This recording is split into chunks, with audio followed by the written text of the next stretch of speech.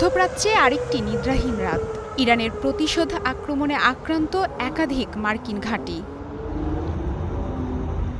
কাতারের আল উদেইদ মার্কিন ঘাঁটিতে স্বল্প ও মধ্যম পাল্লার ১৯টি ক্ষেপণাস্ত্র দিয়ে হামলা চালায় তেহরান।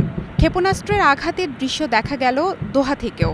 ইরানের পারমাণবিক স্থাপনায় মার্কিন বিমান হামলার প্রতিশোধ নিতে এই আক্রমণ। অভিযানের নাম অপারেশন বাশারাত আল ফাত, অর্থ বিজয়ের ঘোষণা।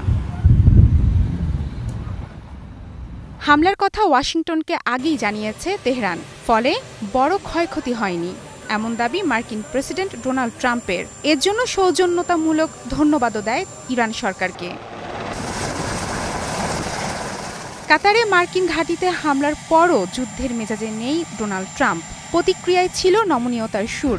ক্ষয়ক্ষতির পরিমাণ স্পষ্ট হওয়ার আগেই সম্পূর্ণ যুদ্ধবিরতির ঘোষণা আসে মার্কিন প্রেসিডেন্টের কাছ থেকে। দাবি করলেন ১২ দিনের সংঘর্ষ বন্ধ করে যুদ্ধবিরতিতে রাজি হয়েছে ইরান ইসরায়েল। অল্প সময়ের মধ্যেই ট্রাম্পের ঘোষণাকে মিথ্যা বলে উড়িয়ে দেয় ইরান। বলা হয়, দোহায় মার্কিন ঘাঁটিতে হামলার পর মানুষের দৃষ্টি সরাতে এই ঘোষণাটি ওয়াশিংটনের একটি প্রচেষ্টা মাত্র। রাতেই খবর পাওয়া গেল ইরাকের বালাদ মার্কিন ঘাঁটিতেও হামলা হয়েছে, আর সকালে জানা গেল ইমাম আলী ঘাঁটিও আক্রান্ত হয়েছে। ইরানি প্রতিরক্ষা মন্ত্রী সাফ জানিয়ে দেন, মার্কিন আক্রমণকারীদের শাস্তি দেওয়ার সিদ্ধান্ত নিয়েছে তেহরান। কারো আরোপিত শান্তি মেনে নেবে না। পররাষ্ট্রমন্ত্রী আব্বাস আরাঘচি বলেছেন, এখন পর্যন্ত যুদ্ধবিরতি বা সামরিক অভিযান বন্ধের কোনো চুক্তি হয়নি।